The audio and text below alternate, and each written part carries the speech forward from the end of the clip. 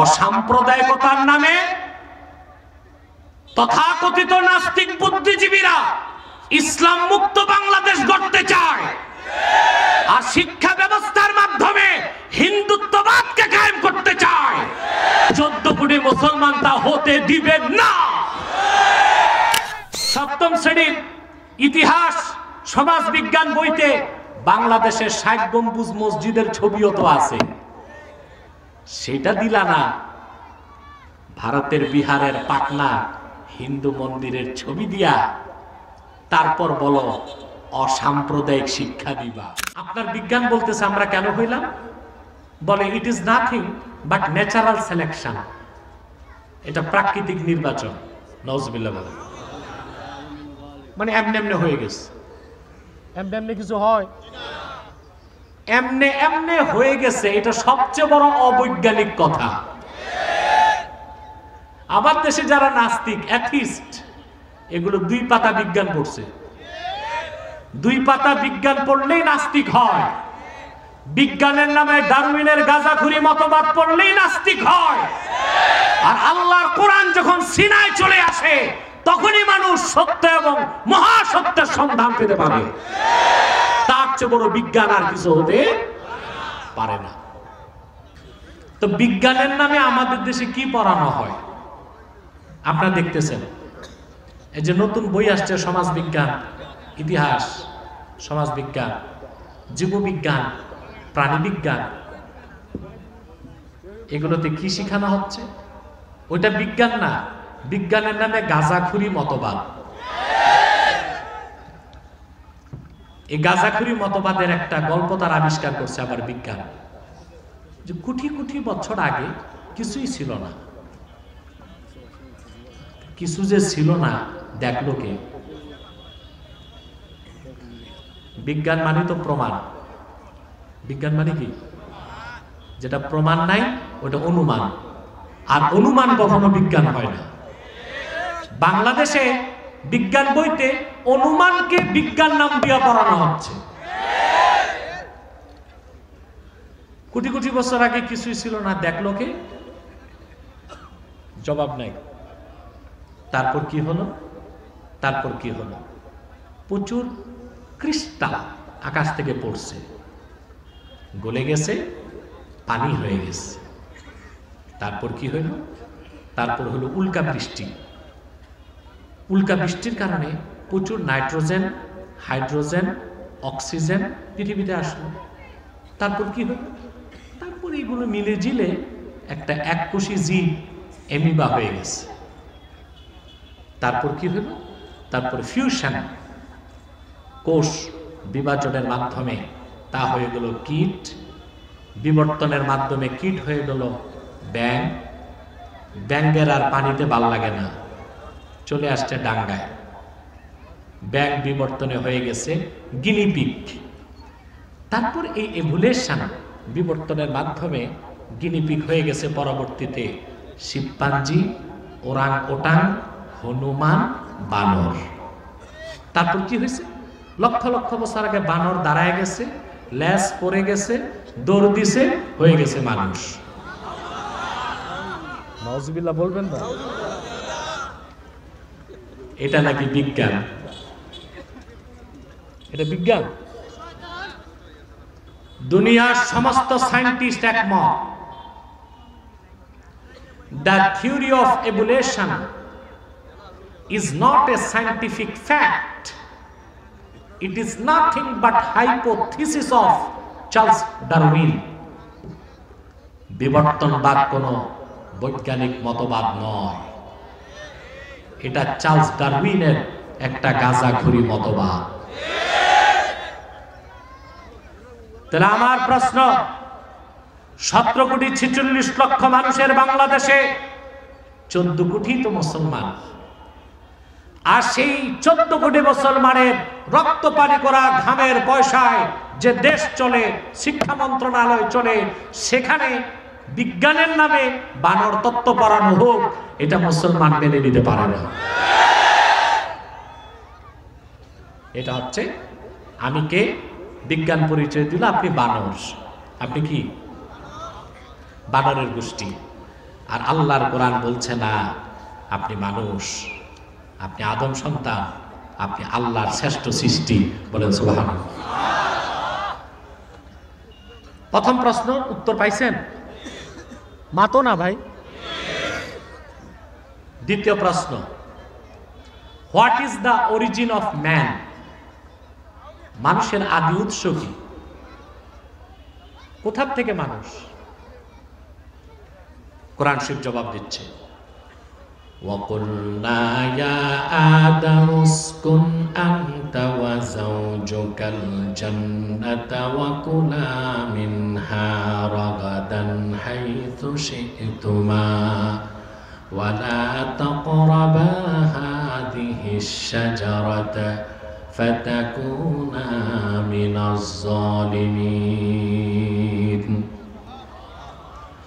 আল্লাহ রাব্বুল আলামিন বলেন, আমি আদমকে বললাম, হে আদম, তুমি এবং তোমার স্ত্রী পরমানন্দে জান্নাতে বসবাস করো, যা খুশি তা প্রাচুর্যের সাথে ভক্ষণ করো, খাও, তবে একটি বৃক্ষের কাছেও যেও না, যদি যাও স্বামী স্ত্রী তোমরা ক্ষতিগ্রস্তদের কাতারে শামিল হয়ে যাবে।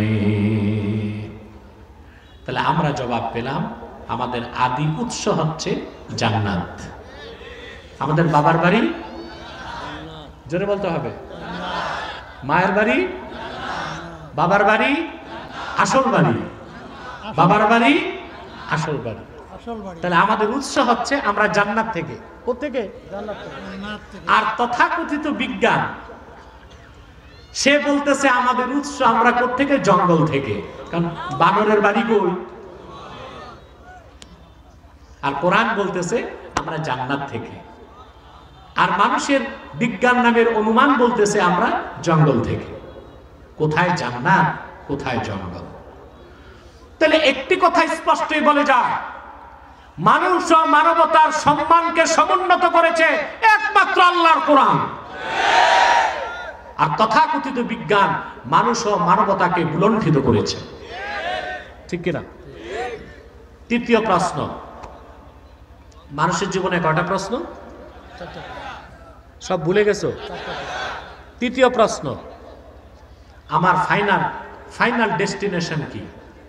আমার গন্তব্য কি? আমি আবার কোথায় যাব? প্রশ্ন আসে না?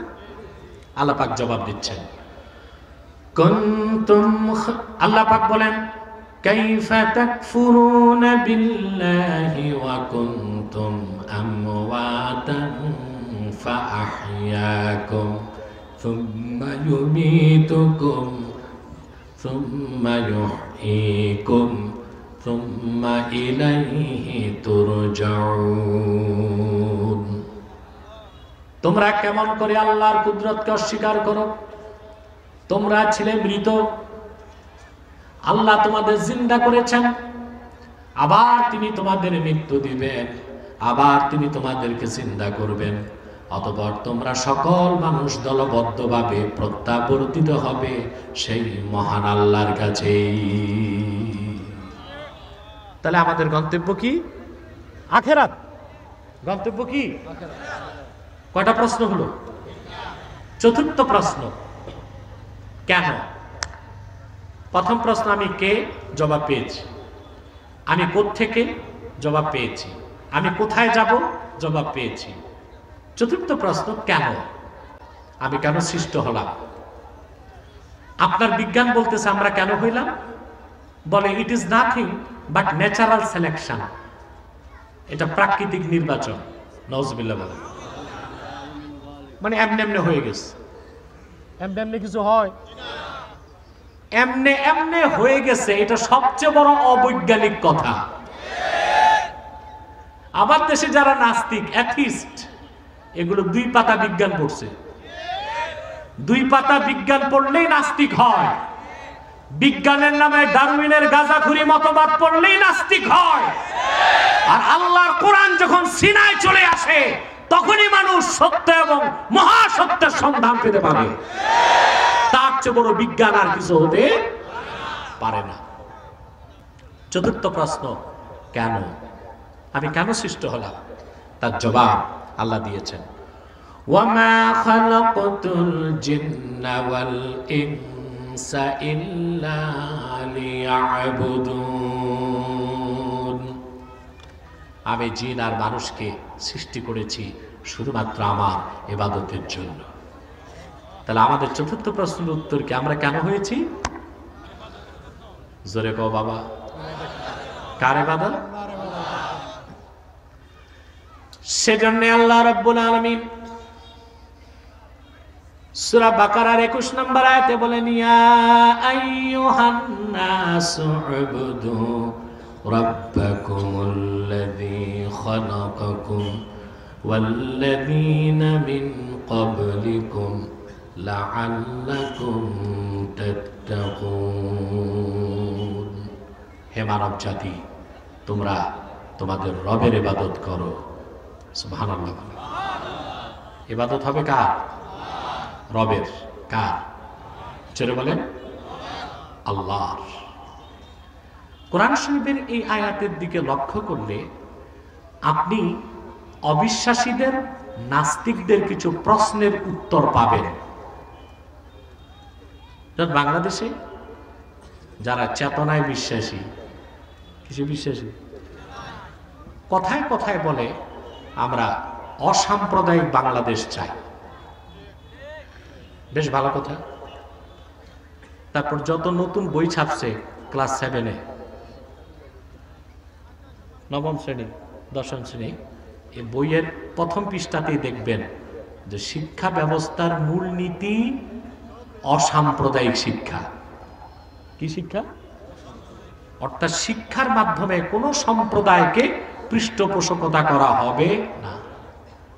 যে তাই হতো তো সপ্তম শ্রেণীর ইতিহাস ও সমাজ বিজ্ঞান বইতে মলাটের মধ্যে ভারতের বিহারের মন্দিরের ছবি কেন দেওয়া হলো? এটা কোন সাম্প্রদায়িকতা? সেই বইতে সপ্তম শ্রেণীর বই না, কেউ নামবে না, থাক, ডিস্টার্ব হবে বাবা, থাক, উঠে গেছে থাক। সপ্তম শ্রেণীর ইতিহাস সমাজ বিজ্ঞান বইতে বাংলাদেশের ৬০ গম্বুজ মসজিদের ছবিও তো আছে, সেটা দিলা না। ভারতের বিহারের পাটনা হিন্দু মন্দিরের ছবি দিয়া তারপর বলো অসাম্প্রদায়িক শিক্ষা দিবা। অসাম্প্রদায়িকতার নামে তথাকথিত নাস্তিক বুদ্ধিজীবীরা ইসলাম মুক্ত বাংলাদেশ গড়তে চায়, আর শিক্ষা ব্যবস্থার মাধ্যমে হিন্দুত্ববাদকে কায়েম করতে চায়। 14 কোটি মুসলমান তা হতে দিবেন না।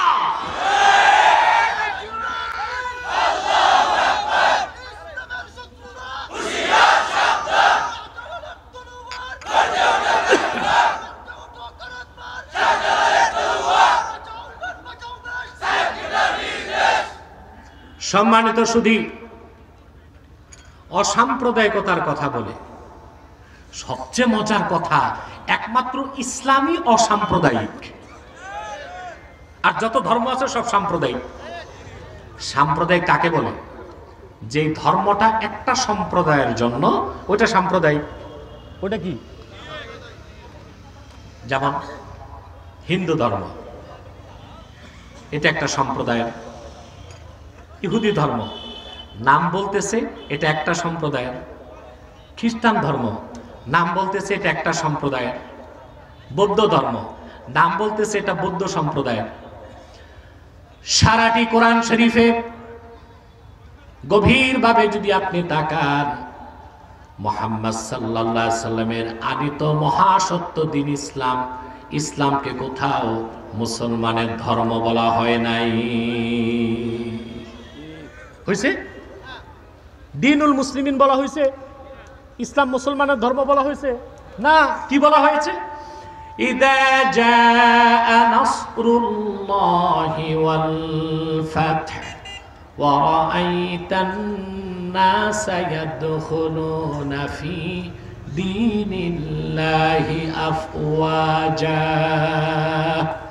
ইসলামকে বলা হয়েছে দীনুল্লাহ, আল্লাহর দিন, আল্লাহর ধর্ম।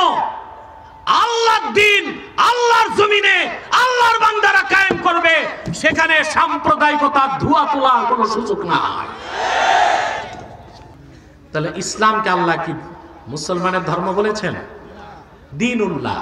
এটা কার দ্বীন?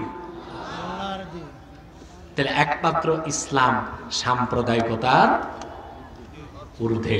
ইসলাম কায়েম হলেই কোন রাষ্ট্রে সকল সম্প্রদায় তাদের ন্যায্য অধিকার পেতে পারে। 2 সূরা বাকারার 21 নম্বর আয়াত লক্ষ্য করলে দেখবেন,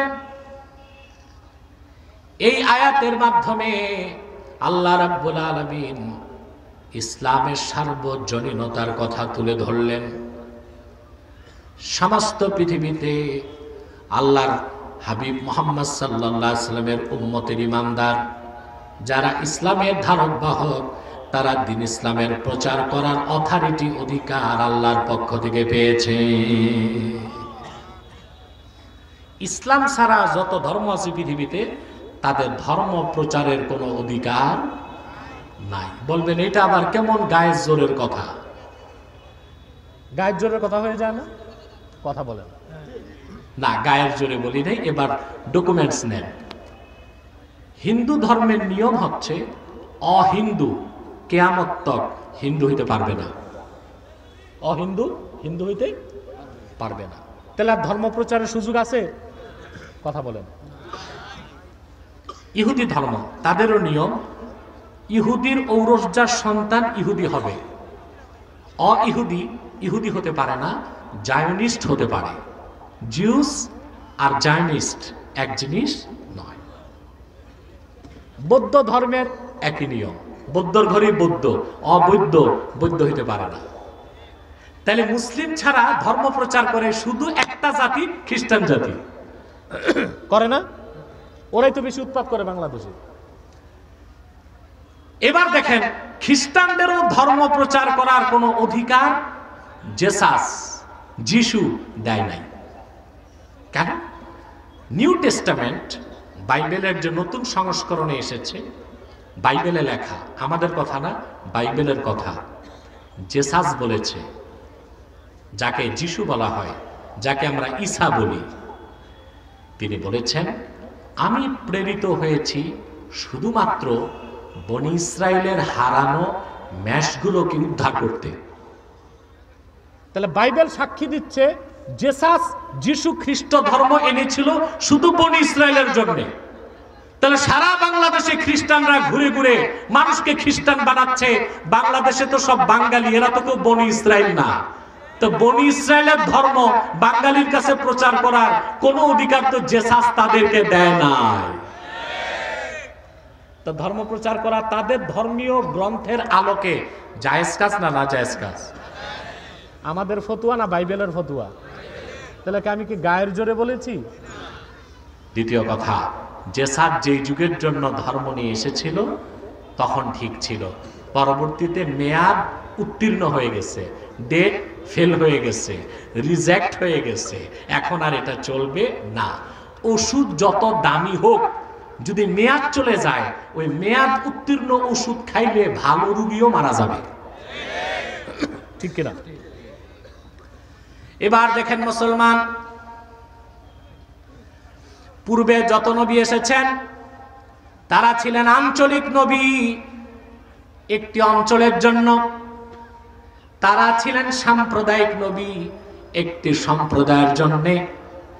কিন্তু ১৫০০ বছর আগে আল্লাহর আখিরি নবী, নবীগণের মাথার তাজ, নূর নবীজি আমার মুহাম্মদ সাল্লাল্লাহু আলাইহি ওয়াসাল্লাম আল্লাহর পক্ষ থেকে কোরআন আনলেন, মহাসত্য দ্বীন ইসলাম আনলেন।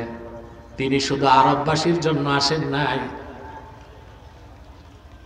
তিনি এসেছেন গোটা বিশ্ব মানবতার কল্যাণের জন্য, হেদায়েতের জন্য। সেজন্য রাসূলুল্লাহ ডাক দিয়ে বলেন নাই, হে আরববাসী আল্লাহর ইবাদত করো। তিনি বলেছেন, ইয়া আইয়ুহান নাস, হে মানব জাতি আল্লাহর ইবাদত করো। সুবহানাল্লাহ।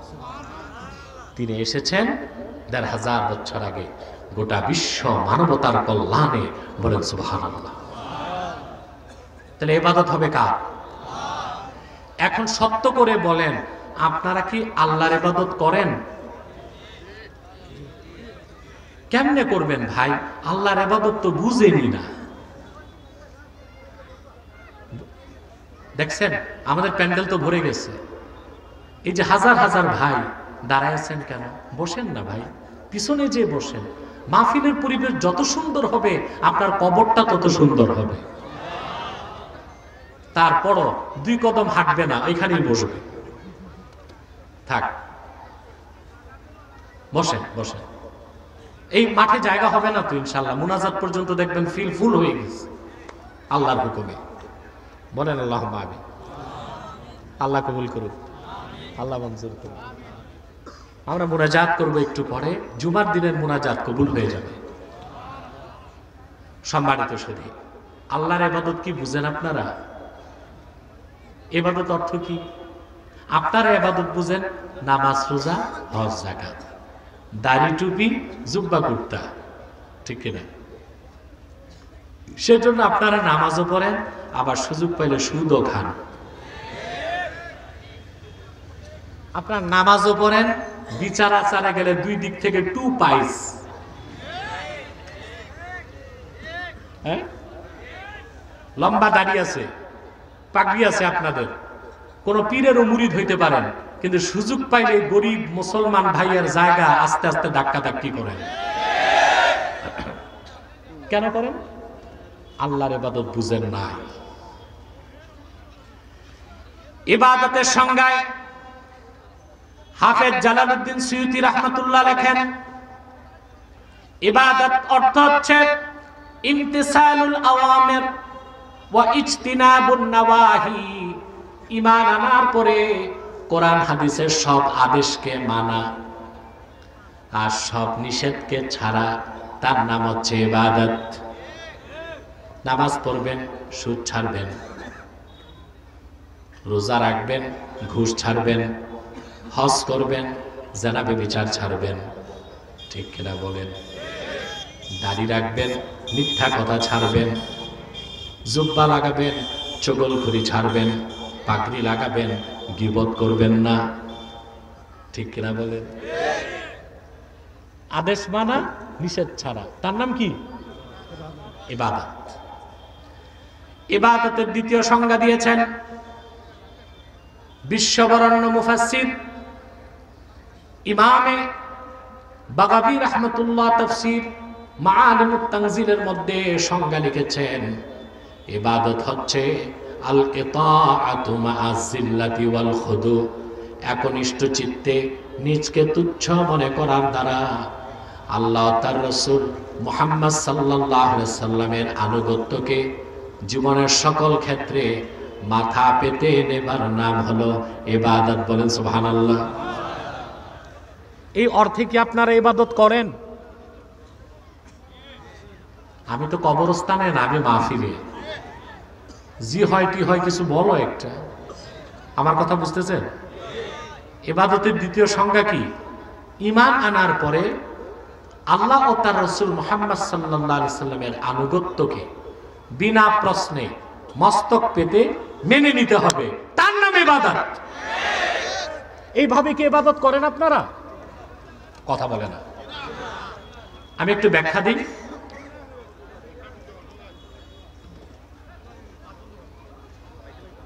বগ্গা হইছে? হ্যাঁ, সম্মানিত সুধী, আমরা কিন্তু এই অর্থ আল্লাহর ইবাদত করি না, করতে পারি না। কেন পারি না? জুমার নামাজ কয় রাকাত পড়ছি?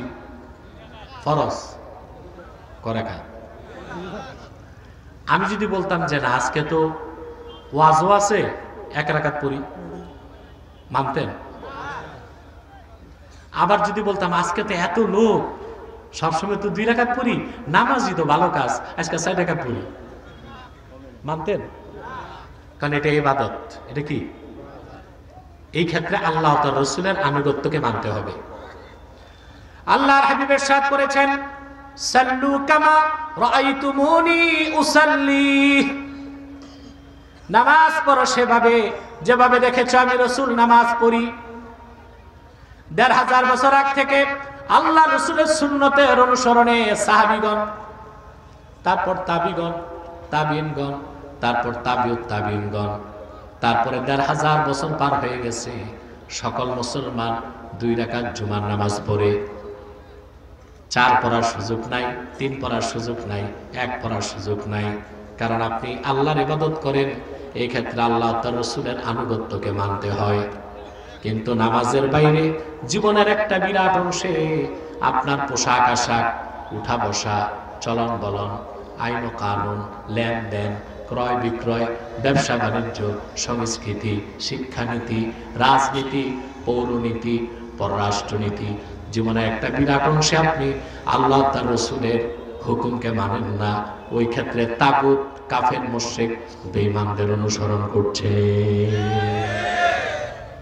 থেকে আপনি আল্লাহর ইবাদত করতেছেন, কথা বলেন, হচ্ছে আপনার দ্বারা? আপনি জীবনকে 2টা রঙে রঙিন করেছেন। জীবনের এক অংশে কোরআনের রং, জীবনের আরেক অংশে শয়তানি রং। কবি গালেব তিরস্কার করে বলেছেন, দো রঙ্গি ছোড় দে এক রঙ্গ হো যা, সরাপা মোম বন ইয়া সঙ্গ হো যা। মুসলমান, 2 রং ছাড়ো, 1 রং ধরো। 2 রং ছাড়ো, 1 রং ধরো। হয় তুমি মোমের মতো গলে খাঁটি মুমিন মুসলমান হয়ে যাও, নতুবা কাফেরের মতো, পাথরের মতো শক্ত হয়ে কাফের হয়ে যাও। কিছু ইসলাম, কিছু অন ইসলাম, কিছু দিনদারি, কিছু বদ্দিনী। একদিকে দাড়ি টুপি জুব্বা কুর্তাও থাকবে, আরেকদিকে তুমি শিরক ও কুফরে লিপ্ত থাকবা। এটা ধোঁকাবাজি, প্রতারণা। এটা মুসলমানের চরিত্র নয়, এটা মুনাফিকের চরিত্র। ইবাদত হবে কার? সেটা কি? আল ইতাআতু মা যিল্লাতি ওয়াল খুদু। জীবনের সকল ক্ষেত্রে কোরআন হাদিসের বিধানকে মানতে হবে। আমরা কি এভাবে আল্লাহর ইবাদত করব? করব? কার ইবাদত? রবের ইবাদত। রবের ইবাদত যদি পুরা করতে চান, পুরা, তাহলে আপনাকে 3টা শর্ত পূরণ করতে হবে। কয়টা? আমার কথাগুলো শুনতেছেন? কয়টা শর্ত বলবো? আল্লাহ পাক বলেছেন, কুল ইয়া আহলাল কিতাবি তাআলাউ ইলা কালিমাতিন সাওয়াইন বাইনানা ওয়া বাইনাকুম আল্লা না'বুদা ইল্লাল্লাহ ওয়া লা নুশরিকা বিহি শাইআ ওয়া লা ইয়াত্তাখিযা বা'দুনা বা'দান আরবাবাম মিন দুনিল্লাহ। আল্লাহ রাব্বুল আলামিন বলেন, মুহাম্মদ সাল্লাল্লাহু আলাইহি সাল্লাম আপনি বলুন, হে আহলে কিতাব, তাআলাউ ইলা কালিমাতিন সাওয়াইন বাইনানা ওয়া বাইনাকুম, আসো একটি কথায় আমরা এবং তোমরা ঐকমত্য স্থাপন করতে পারি। আমরাও মানতে পারি, তোমরাও মানতে পারো। সেটা কি? আল্লাহ না'বুদা ইল্লাল্লাহ, আমরা আল্লাহ ছাড়া কারো ইবাদত করব না। ওয়া লা নুশরিকা বিহি শাইআ, আল্লাহর সঙ্গে কাউকে শরীক করব না। ওয়া লা ইয়াত্তাখিযা বা'দুনা বা'দান আরবাবাম মিন দুনিল্লাহ, আর আমরা মহান আল্লাহকে বাদ দিয়ে মানুষ হয়ে মানুষকে রব বানাবো না। কয়টা শর্ত? কথা বলে না। আমরা বাঙালি মুসলমান প্রথম 2টা শর্ত পূরণ করছি, ইবাদত করি আল্লাহ, আল্লাহর সাথে কাউকে শরীক করি না। কিন্তু তৃতীয় যে শর্ত, আল্লাহকে বাদ দিয়া মানুষ হয়ে মানুষকে রব বানাবো না, দুঃখজনক সত্য, সেই 3 নাম্বার ঈমানের শর্ত আমরা পূরণ করতে পারি না। আমরা আল্লাহকে বাদ দিয়া মানুষে মানুষকে রব বানাই। মানেন নাই আমার কথা? কথা বলেন, কান পেতে শোনেন। সূরা আলে ইমরানে এই আয়াত নাজিলের পরে, সূরা আলে ইমরানে এই আয়াত নাজিলের পরে ১৫০০ বছর আগে আরবে মদিনাতুল মুনাওয়ারাতে ইহুদিদের সবচেয়ে বড় আলেম ছিল আব্দুল্লাহ ইবনে সালাম। তিনি তখনও মুসলমান হন নাই। তিনি আল্লাহর হাবিবের কদমের সামনে এসে উপস্থিত হয়েছে, এসে বলেন, ইয়া রাসূলুল্লাহ সাল্লাল্লাহু আলাইহি সাল্লাম, আমরা ইহুদিরাও তো আল্লাহকে রব মানি, তা আল্লাহ আমাদেরকে তিরস্কার করলেন কেন? আমরা যেন আল্লাহকে বাদ দিয়া মানুষকে রব না বানাই। আল্লাহর হাবিব বললেন, আব্দুল্লাহ ইবনে সালাম, তোমাদের ইহুদি ধর্মের আলেমরা যেটাকে হালাল বলে তোমরা সেটা হালাল মানো কিনা? সে বলল, জি। আল্লাহর হাবিব বললেন, তোমাদের ইহুদি ধর্মের পুরোহিত যারা, আহবার যারা, রহবান যারা, তারা যেটারে হারাম ঘোষণা করে তোমরা সেটা হারাম মানো নাকি? যেমন আল্লাহ তাআলা উটের গোশত হালাল করেছেন, ইহুদি আলেমরা হারাম ফতোয়া দিয়েছে। আল্লাহ হালাল করেছেন সেটা ইহুদি আলেমরা হারাম ঘোষণা করেছে। রাসূলুল্লাহ যখন আব্দুল্লাহ ইবনে সালামকে প্রশ্ন করলেন, তিনি মস্তক নত করে বললেন, জি, আমাদের ইহুদি আলেমরা যে আইন বানায় হালাল করে আমরা তা মানি, যেটাকে হারাম হিসেবে আইন বানায় আমরা বাদ দিই। আল্লাহর হাবিব বললেন, এটাই তো রবের কাজ। কোনটা হালাল কোনটা হারাম, কোনটা জায়েজ কোনটা না জায়েজ, কোনটা আইন কোনটা বেআইন, কোনটা বৈধ কোনটা অবৈধ, তা বলার অধিকার কোন মানুষের নাই। এটার একমাত্র সার্বভৌমত্বের মালিক আমার আল্লাহ রাব্বুল আলামিন। আব্দুল্লাহ ইবনে সালাম মস্তক নত করে চলে গেছে। কথা বুঝতেছেন? আমরা বললাম কি আমরা মুসলমান। কোন মুসলমান? গর্ব করে বলি আমাদের দেশে ৩.৫ লক্ষ মসজিদ, বা মাদ্রাসা আছে লাখ লাখ, বা মুরিদার ভক্তের তো অভাব নাই, ঠিক কিনা? শ্রোতার অভাব নাই। আপনার এখানে কয়েক হাজার লোক দিনের বেলা। উত্তরবঙ্গে আমি প্রোগ্রাম করে এসেছি পাবনাতে গত সপ্তাহে, আপনারা দেখেছেন মিডিয়াতে হয়তো বা, দিনের বেলা পাবনা গরিব এলাকা, কয়েক লক্ষ মানুষ, মাঠে ঘাটে জায়গা পায় না, মানুষগুলো গাছে উঠছে। লোকের অভাব নাই, মসজিদের অভাব নাই, মাদ্রাসার অভাব নাই। আমরা আত্মম্ভরিতায় ভুগছি, দেশে আমরা দিন কায়েম করে ফেলেছি, কিন্তু আমরা জানি না আমরা প্যাসেঞ্জার, চালকের আসনে অন্যরা বসে আছে। আমরা যেখানে চাই গাড়ি সেই গন্তব্যে যাবে না, চালক যেখানে যেতে চায় গাড়ি সেই গন্তব্যে যাবে, ঠিক কিনা বলেন? আমরা প্যাসেঞ্জার, আমাদের হাতে কিচ্ছু নাই।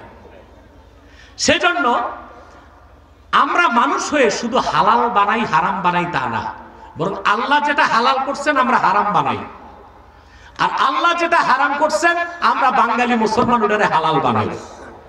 এখন বলেন আমরা কোন কাতারের মুসলমান? আমার কথা বিশ্বাস হয় না? কথা বলেন।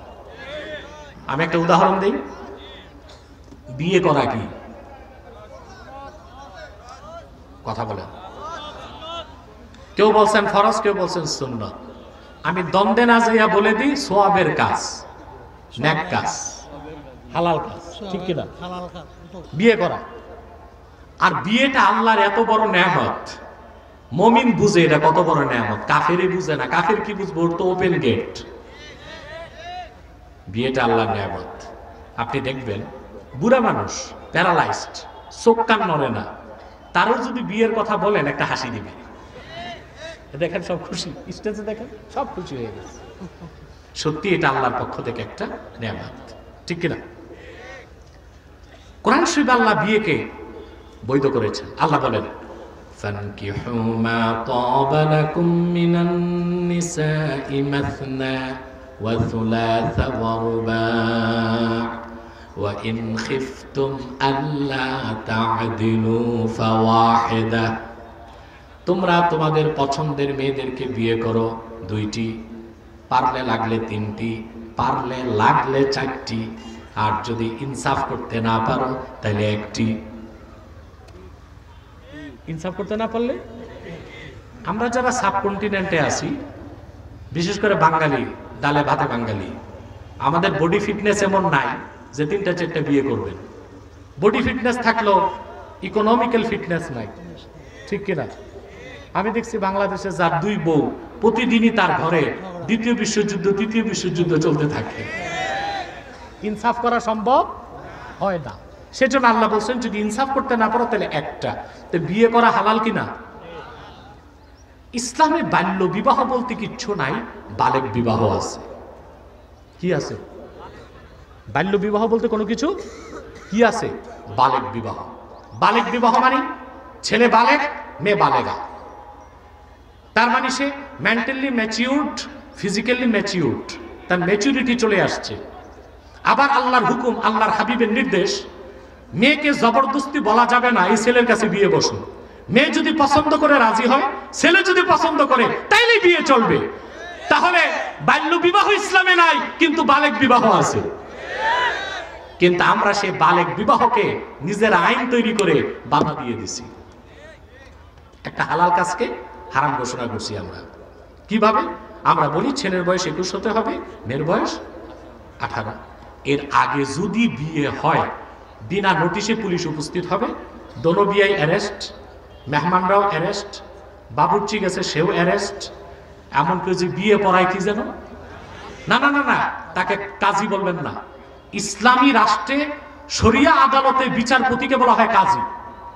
আর আপনাদের দেশে যে বিয়ে পড়ায় দৌড়ায়, এক বগলে ছাতা আরেক বগলে খাতা, এটা ম্যারেজ রেজিস্টার। এটা কি? এই যে উঠে যাচ্ছি, এটা হচ্ছে ঘটক বা বিয়ে পড়ায়, ঠিক কিনা? সব অ্যারেস্ট। তাহলে দেখা যাচ্ছে একটা হালাল কাজকে আপনারা হারাম করছেন। করছেন না? করছেন নি হারাম? যেটা দিয়েই করেন, করছেন নি। আল্লাহ তো বয়স বান্দা দেন নাই। ইসলামের হুকুম বালেগ হয়েছে, বিয়ে চলবে যদি ছেলে মেয়ে রাজি হয়।